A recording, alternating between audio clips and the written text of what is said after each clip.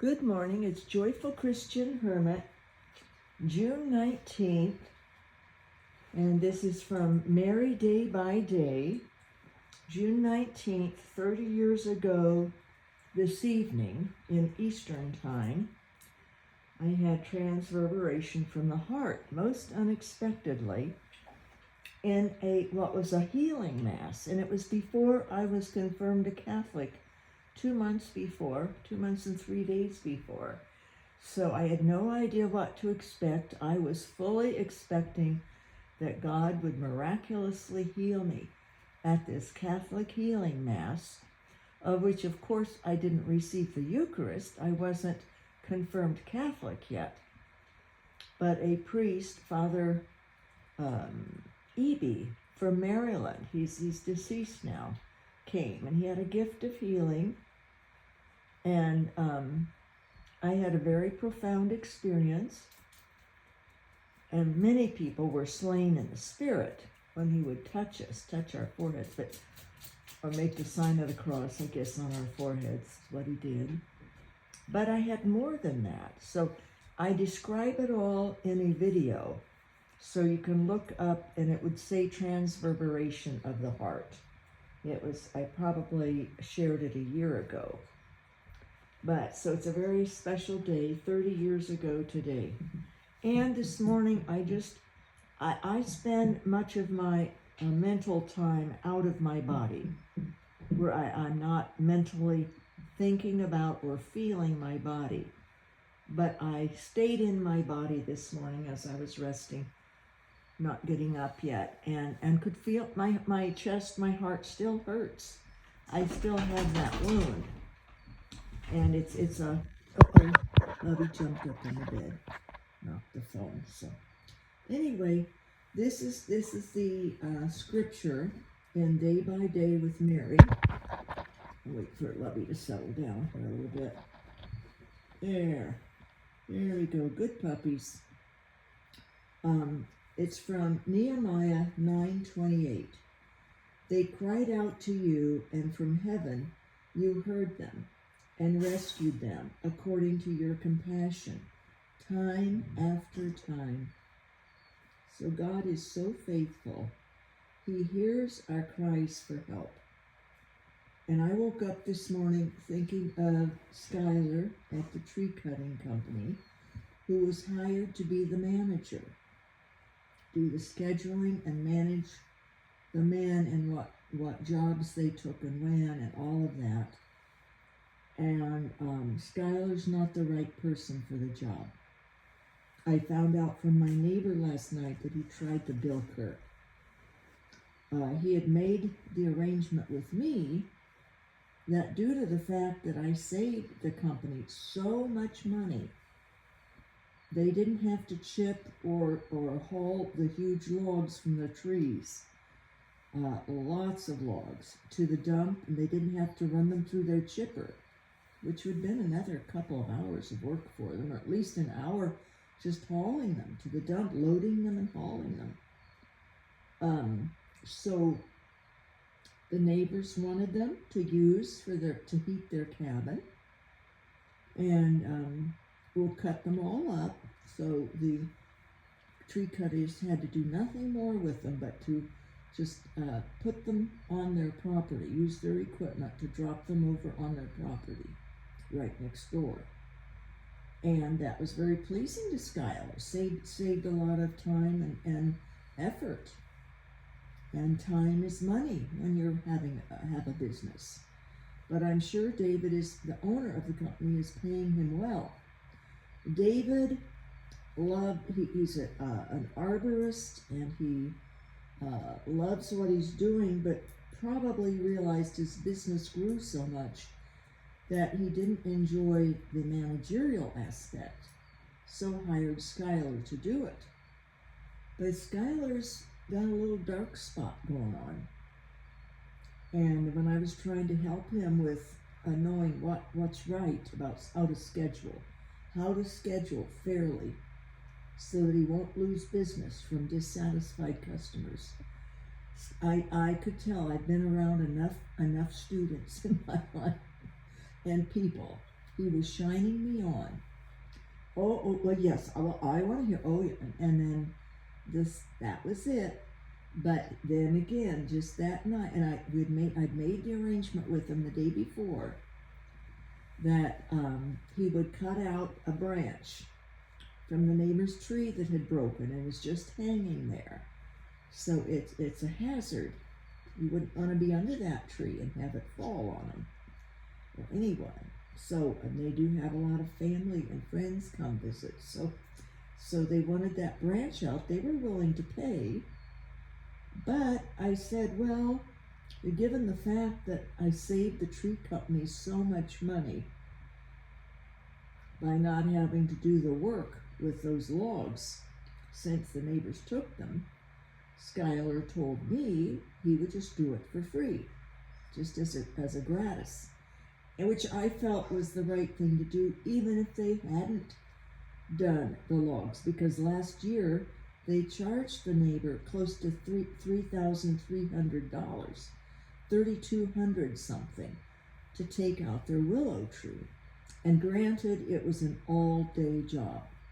The willow tree was enormous, messy, and many, many branches, and loads taller than their house, and about as wide as their house also.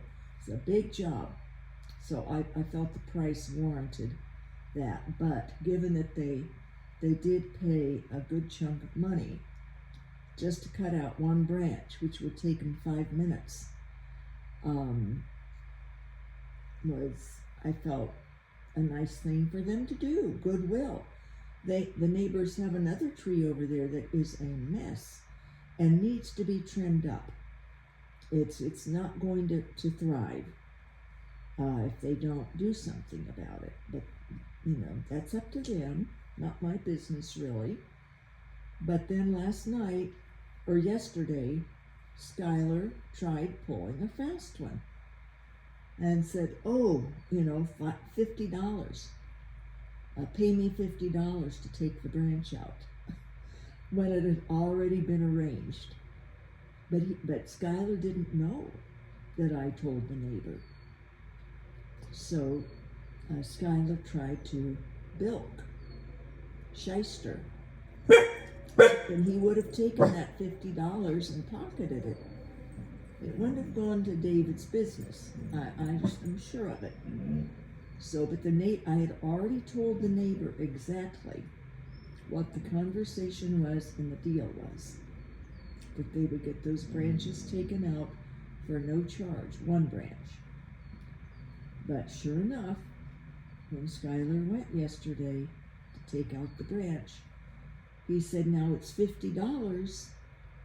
And fortunately, the neighbor said, oh, no, and explained, what I had arranged and what I had told her.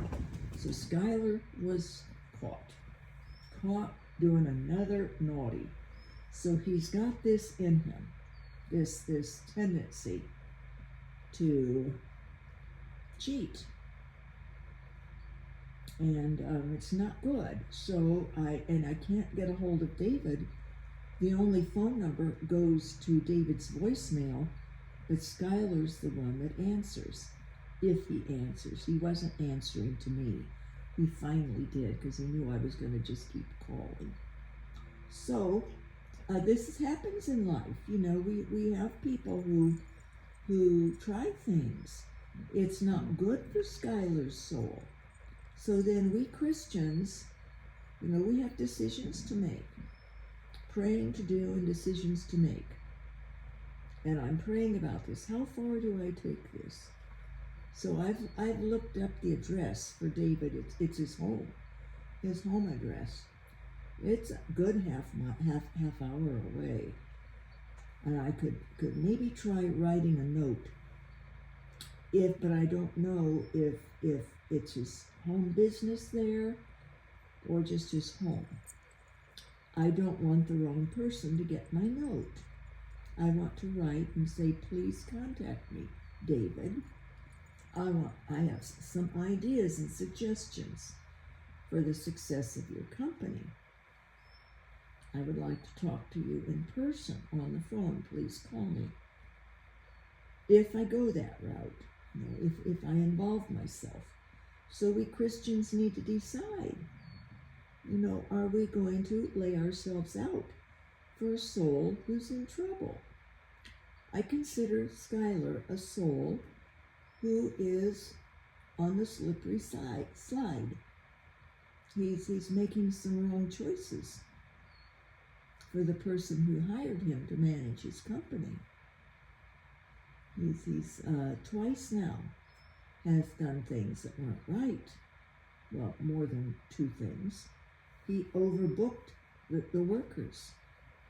And Cody told me that the night before, he had him working till after 8 o'clock at night. Way too much, too long of a day for heavy work, like climbing trees and cutting branches and cutting whole trees down. So I'm praying today, asking the Lord what he wants me to do. Because bottom line, it's not anything against Skylar. It's concern for his soul.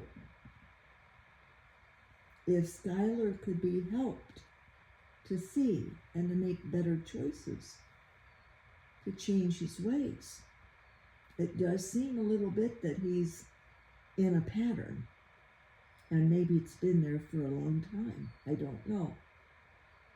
But definitely with my job, and then what he tried to do to the neighbor to get himself an extra $50 cash.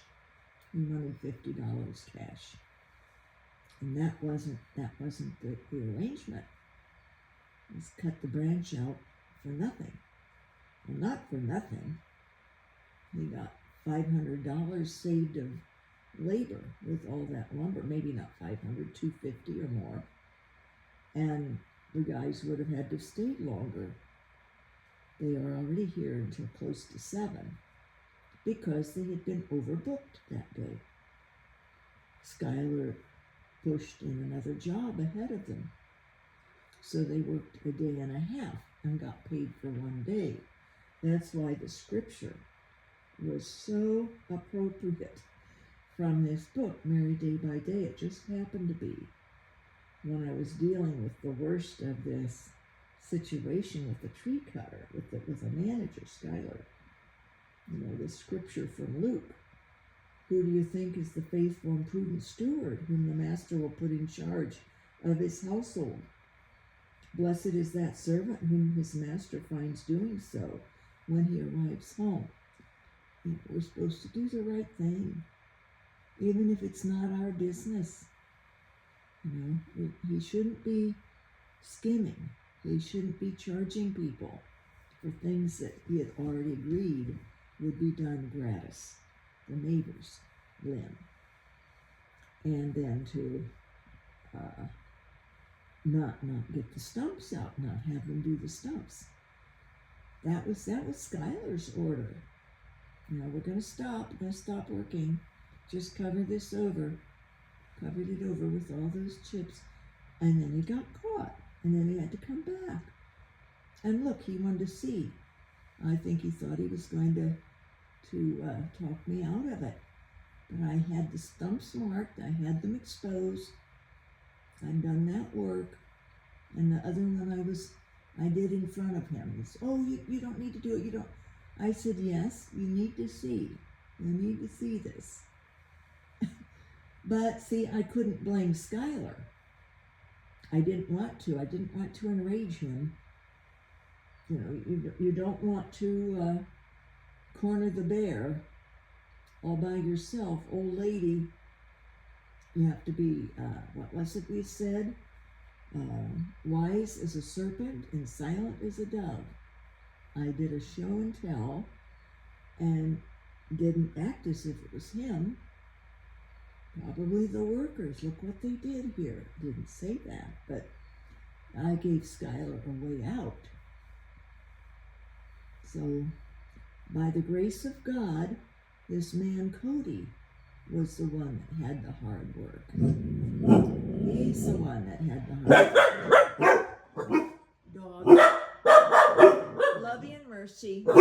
Hey, no barking.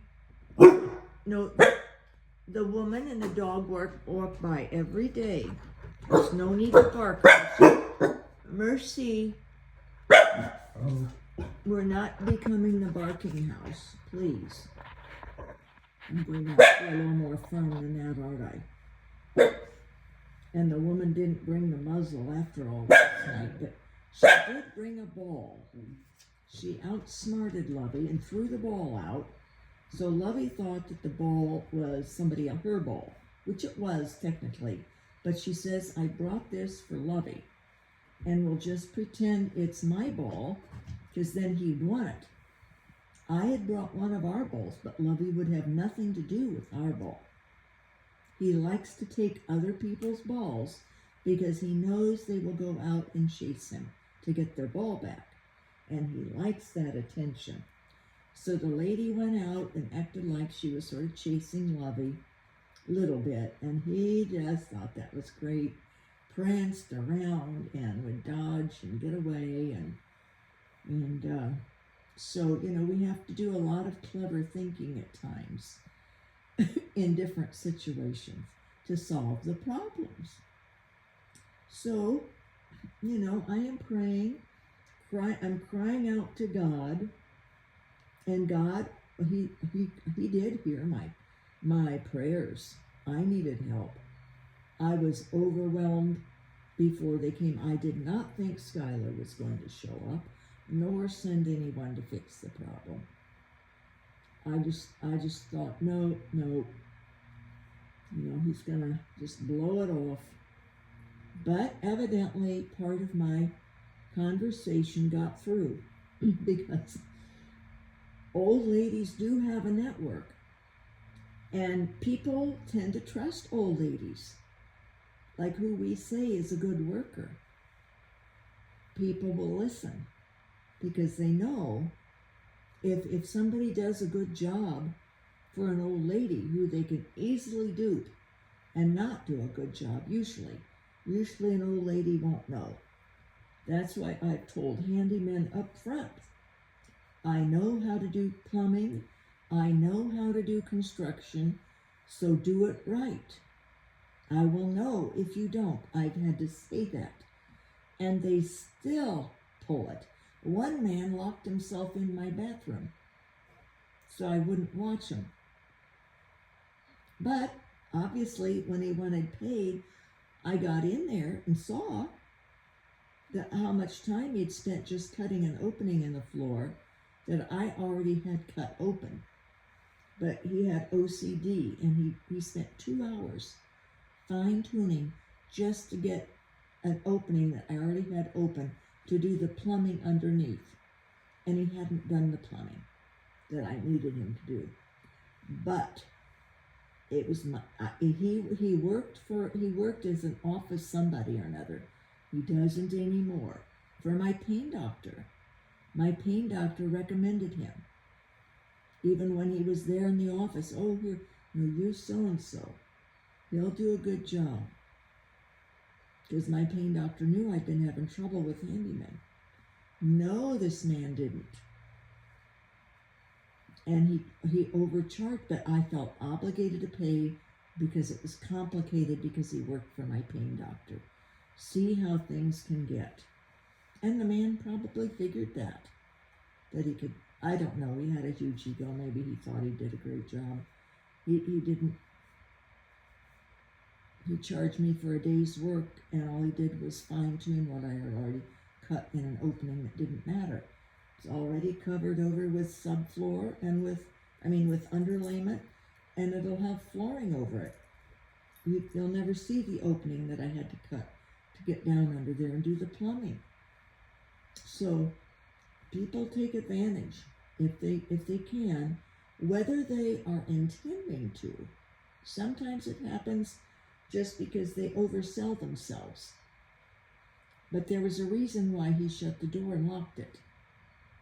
And I shouldn't have tolerated that. I should have kicked him out. But it was awkward because he at the time worked for my pain doctor as a lab tech or something, an x-ray tech. He had some kind of extra training as an x-ray tech. So life gets complicated, and we cry out to God for help. And sometimes, God will let us lose money. I learned the hard way with that man. Don't ever, have somebody that you have a connection with that is a professional connection that can be awkward. I need my pain doctor. You start feeling like, oh, I don't want to get into a difficult situation with him. I didn't ever tell him what a creep his x-ray man was. He must have found out, because he's not been there for a couple of years now. But so I lost money that day. It's a lot of money. It's like $600 the guy charged me. It's terrible. So he had a very high opinion of himself and set a very high wage then.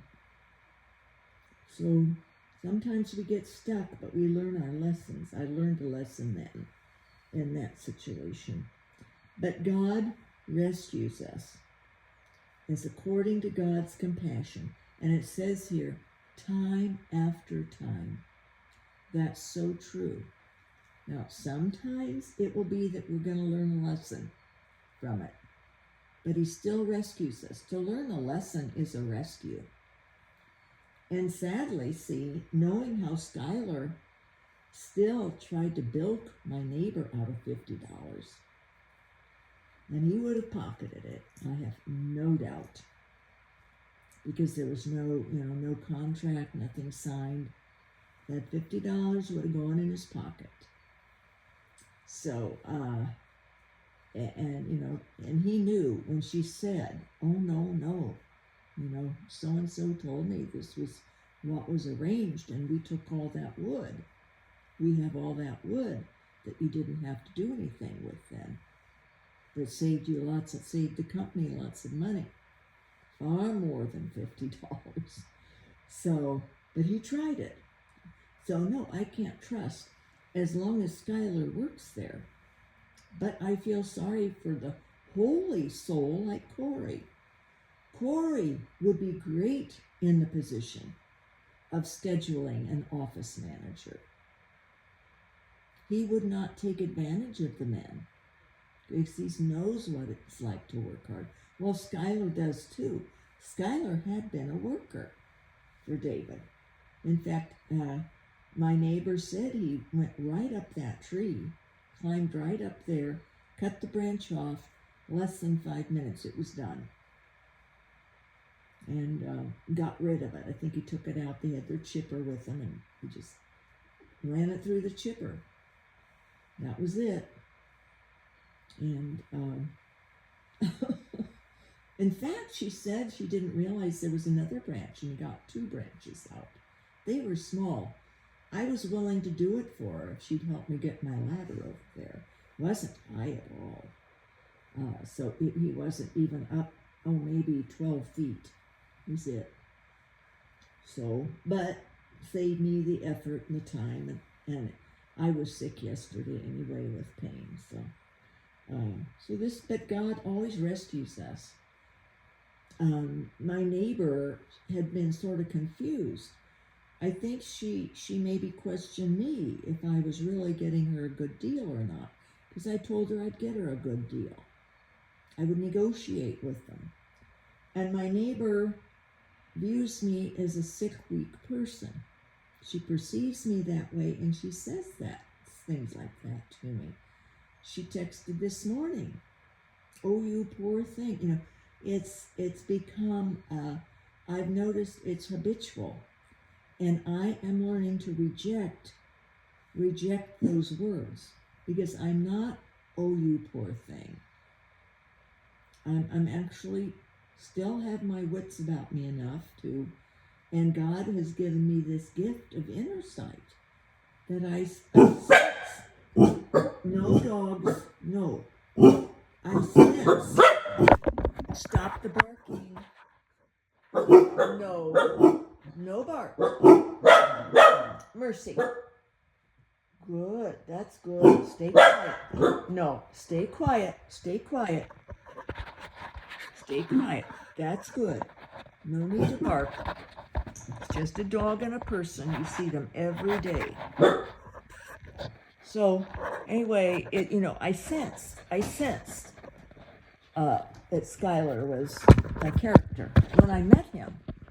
Even I met him in person then, and was doing that little negotiation with him, and so I knew exactly what he had agreed upon, and I also figured he might try to pull something, which he did then. And so it's just a habit with him. And he's in a position that he shouldn't have. But God rescues time after time. We have to ask God time after time. We should never feel ashamed that we ask for God for help, day in and day out, because we need his help. The world is a treacherous place.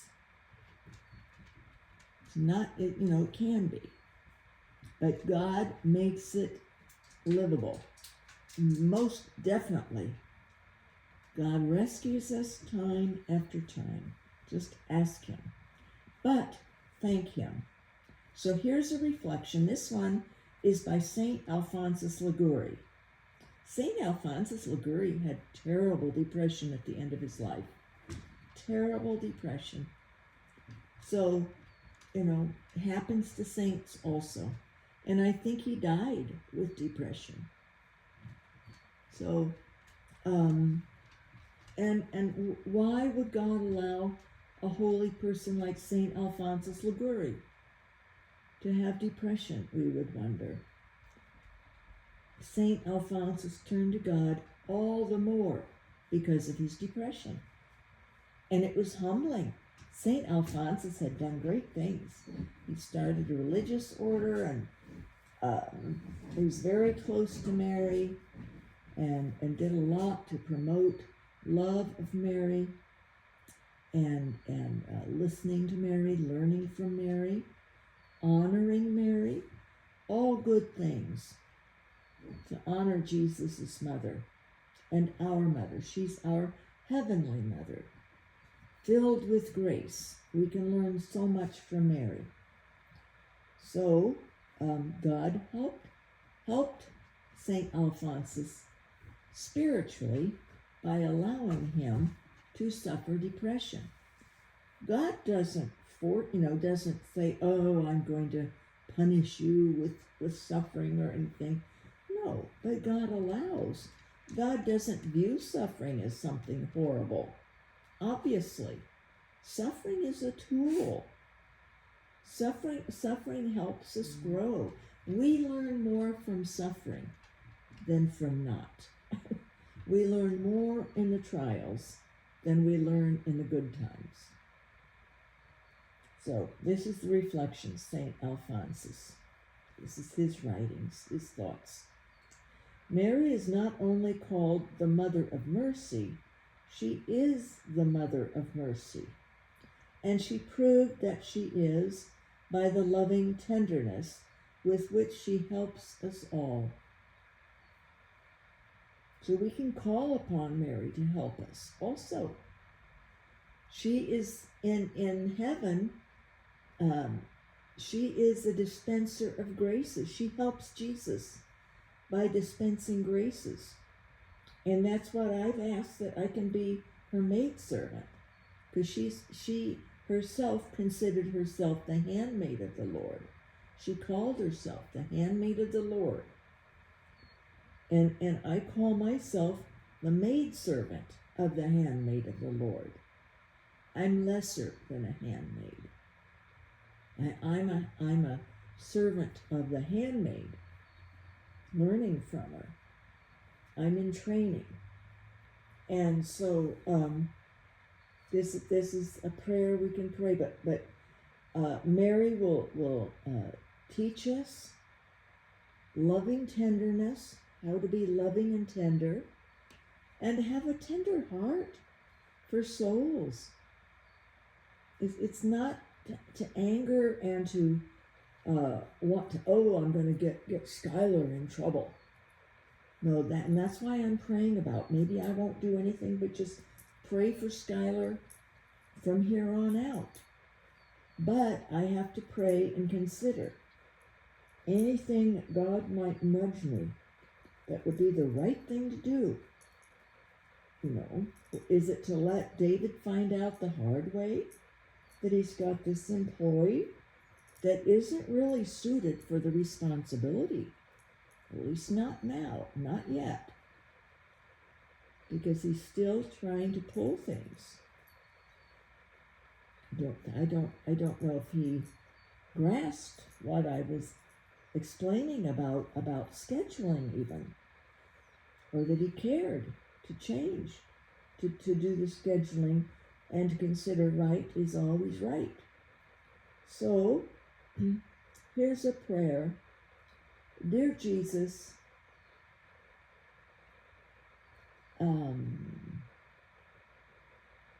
your mother is the mother of mercy.